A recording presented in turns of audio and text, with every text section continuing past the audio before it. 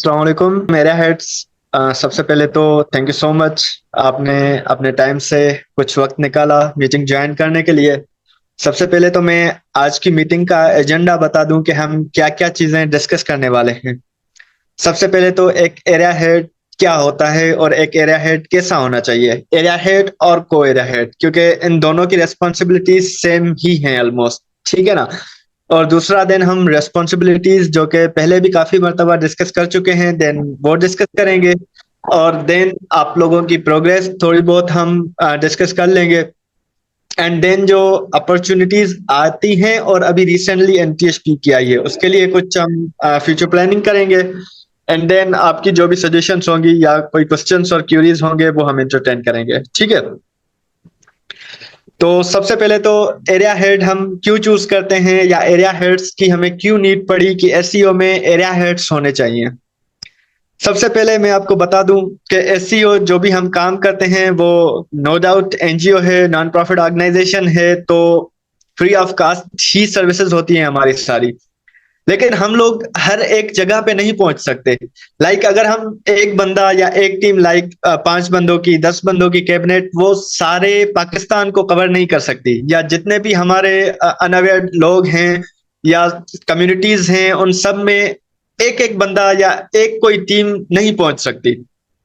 इसलिए हमने सोचा कि हम क्यों ना एक ऐसा नेटवर्क बनाए कि हर बंदा अपने लोगों को खुद सर्व करे।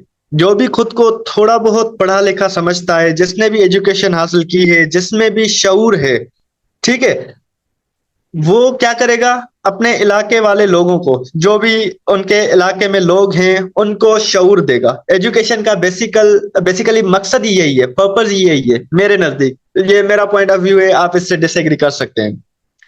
अगर आप लोग पढ़े लिखे हैं, आपकी एजुकेशन का, आपकी तालीम का किसी और को फायदा नहीं होता तो मेरे नजदीक ये एजुकेशन नहीं है, ठीक है। और फिर सिर्फ वो जो कमाने वाली बात आ जाती है, नौकरी करने वाली और पेट और फैमिली पालने वाली, तो वो सारी चीजें आ जाती हैं। तो इसलिए हमने एक स्टेप लिया कि हर बंदा जो हमें लगता है एक तो विलिंग हो वो अपनी कम्युनिटी, अपने लोगों को सर्व करने के लिए, जिसके अंदर थोड़ा भी शऊर हो, हम उसको अपॉर्चुनिटी देते हैं आप आ जाएं एससीओ में। आप एससीओ के थ्रू अपने एरिया के लोगों को सर्व करें, उनको बताएं, उनको गाइड करें कि कौन कौन सी चीजें हो रही हैं दुनिया में। क्योंकि हमारे लोगों को तो पता ही नहीं है। अब करंट अफेयर्स या जो भी पाकिस्तान अफेयर्स आप उनसे मतलब आप जाके बैठ के पूछेंगे तो उनको डेफिनेटली कुछ पता नहीं होगा।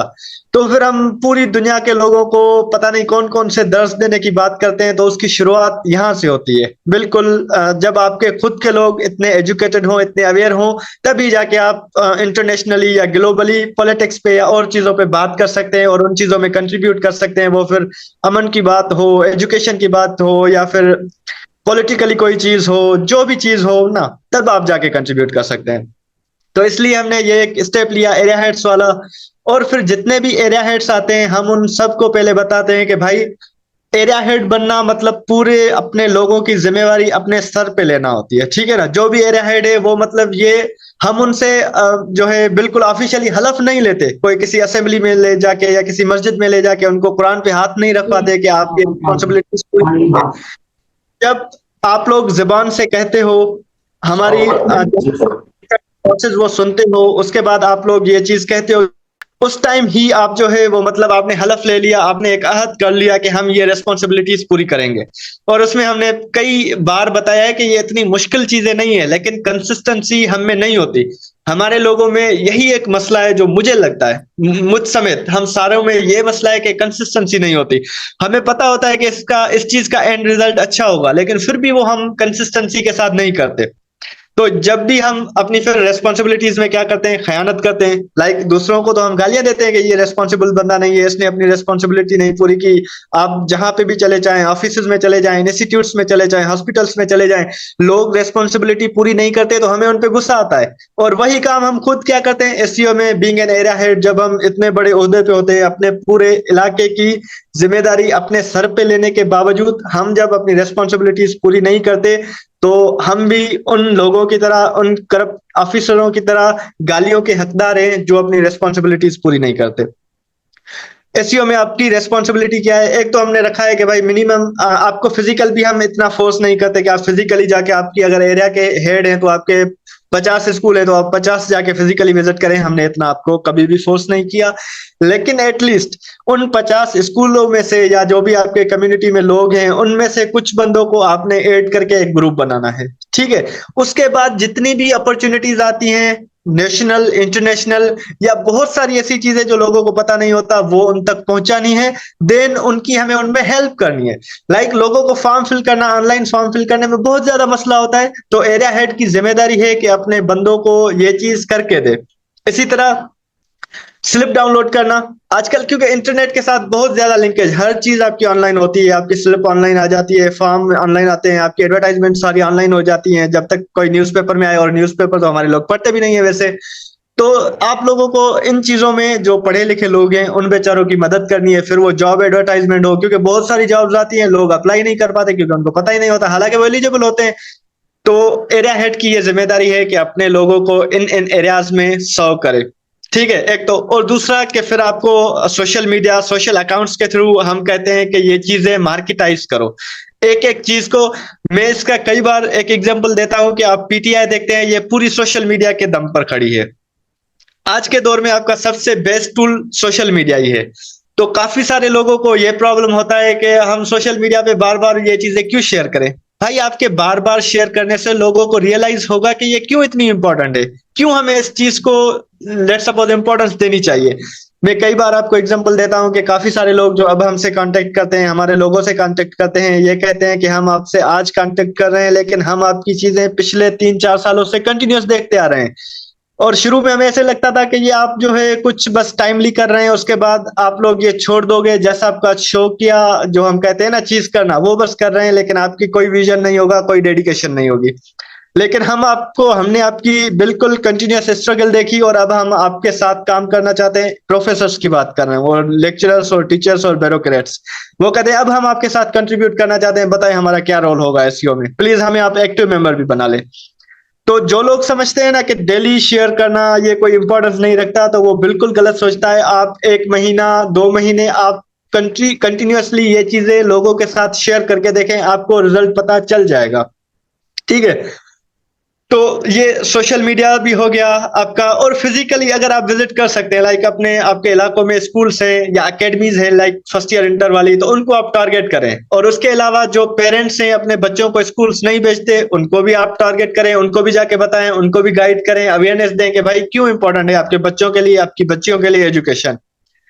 उसके साथ साथ हर एक इलाके में बहुत ज्यादा न्यू टीचर्स अपॉइंट हुए हैं, तो एरिया हेड की जिम्मेदारी है कि उन सारे टीचर्स को एसईओ टीचर्स ग्रुप में ऐड करवाए, ताकि जो टीचर्स के लिए अपॉर्चुनिटीज, लाइक देखें, एरिया हेड तो ठीक है, हो गया एक एरिया का, नौशेरा फिरोज का, खैरपुर का, गिलगित का या चित्राल का एक एरिया हेड हो गया। लेकिन वो एरिया हेड सारे मतलब चित्राल को, सारे खैरपुर को कवर नहीं कर सकता। तो वो जो न्यू टीचर्स लाइक सिंध में अपॉइंट हुए हैं, वहां भी डिफरेंट स्कूल्स में टीचर्स होंगे, उनका ग्रुप बना ले। फिर जो भी अपॉर्चुनिटीज आएगी वो उनके साथ शेयर करेगा, वो अपने बच्चों के फॉर्म फिल कर सकते हैं। लाइक सेफ की एक स्कॉलरशिप आती है 6, 7, 8 क्लास वाली। तो आप बताएं, हमारे जो सिंध के अजला हैं, बहुत ज्यादा रूरल एरियाज हैं, उनमें लोगों को इंटरनेट की एक्सेस होती नहीं।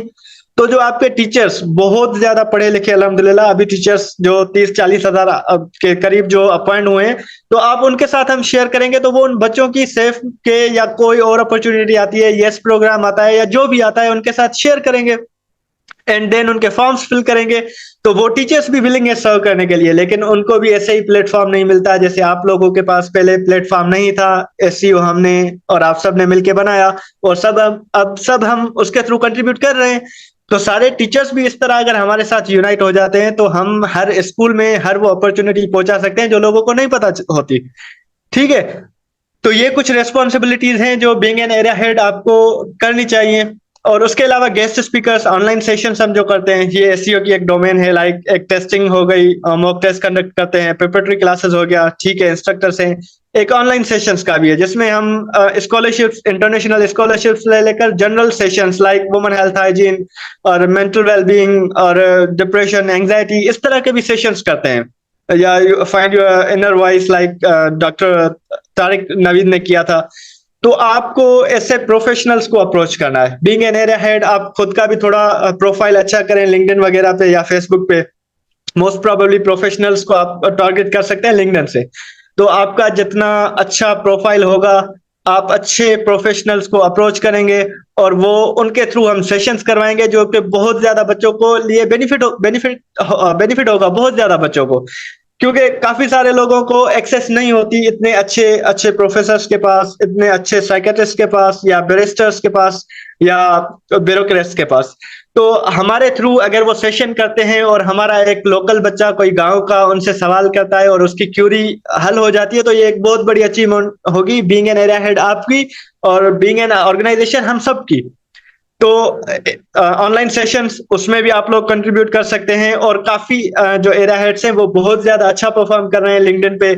और फिर देन फिजिकल सेशंस की बात करें तो ये रिक्वायरमेंट है, स्टडी सर्कल्स आप लगाएं, अपने स्कूल्स में जाके लगाएं, कहीं पे पार्क मिल जाए, कहीं पे खाली, वरना रोड पे 7 बंदे बैठ के एजुकेशन की बात करें, ये आपका स्टडी सर्कल काउंट होगा।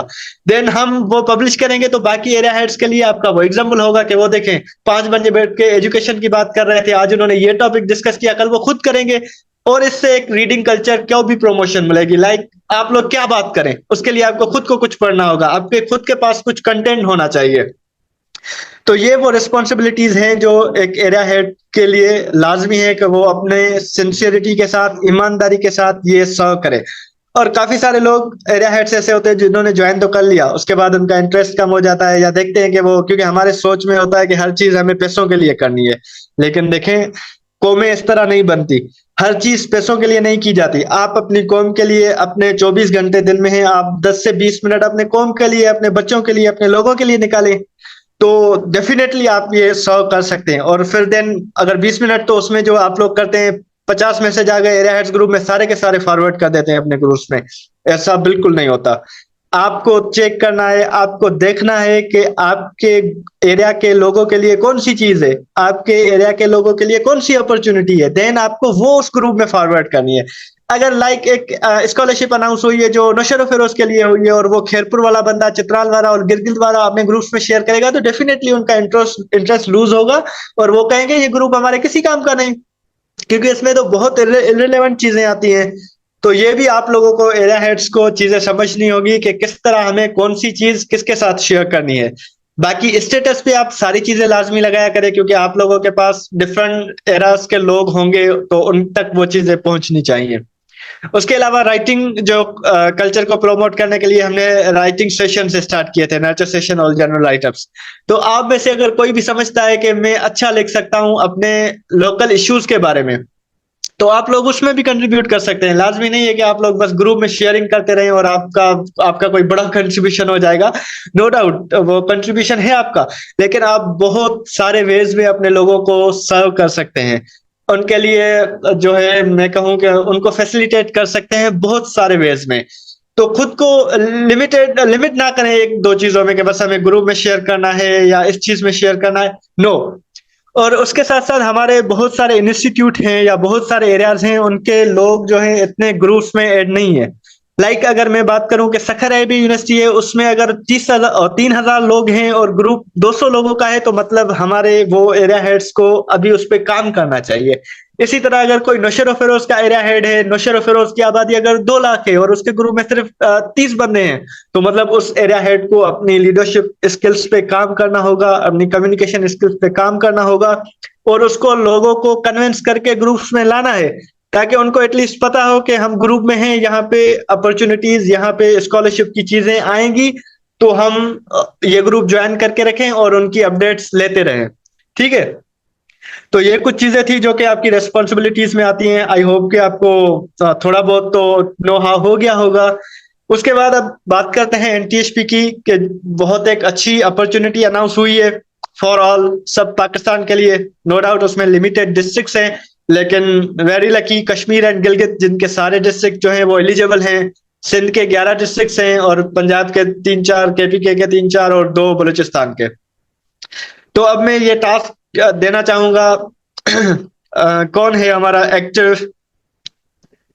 हम अपने एमडी को, मैनेजिंग डायरेक्टर उसामा बिन अहमद को ये टास्क देंगे कि आप जितने भी डिस्ट्रिक्ट्स हैं उनके लिए ग्रुप्स बनाएं स्पेशली, और हमें उन डिस्ट्रिक्ट से वहां के लोग चाहिए जो वहां के अकेडमीज और इंटरमीडिएट बच्चों तक हमें पहुंचाएं, जिन्होंने भी 2022, 23 और 24 में इंटरमीडिएट किया है।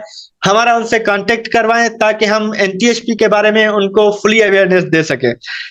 मैं चाहता हूं कि इस स्कॉलरशिप में कम से कम जो है 10-12 हजार लोगों को अप्लाई कर लेना चाहिए, क्योंकि अगर सिंध यूनिवर्सिटी कि मैं एग्जांपल दे रहा हूं, वहां पे स्कॉलरशिप नहीं होती और वो रैंकिंग में भी सचेज मुझे नहीं पता कि कौन से नंबर पे आती है, लेकिन वहां पे अगर 25-30 हजार लोग अप्लाई कर रहे हैं तो एक अच्छी स्कॉलरशिप जो 120% स्कॉलरशिप है, जिसमें आपको हॉस्टल भी देते हैं, आपको स्टाइपेंड भी देते हैं, आपकी एकेडमिक जो पर सेमेस्टर लाइक 97,000 वो भी पे करते हैं, और हॉस्टल्स होती हैं आपके पास, ट्रांसपोर्ट फ्री होता है, इतनी सारी चीजों वाली स्कॉलरशिप, इसके बारे में लोगों को हमें इतना ज्यादा अवेयर करना चाहिए कि हर बच्चा अप्लाई करे।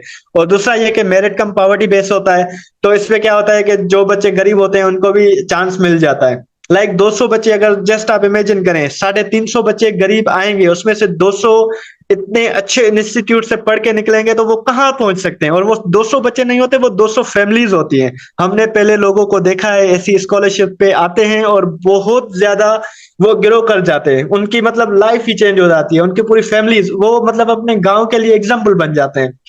तो मैं एमडी से रिक्वेस्ट करूंगा कि जितने भी डिस्ट्रिक्ट हैं, हर एक डिस्ट्रिक्ट का अलग अलग ग्रुप बना ले, फिर हम उनके लिए लोग जो हैं वो अनाउंस करेंगे, तो वो लोग वहां जाके गाइडेंस देंगे। अगर जरूरत पड़ी तो हम भी कुछ एकेडमीज और कुछ स्कूल्स या कॉलेजेस विजिट करेंगे।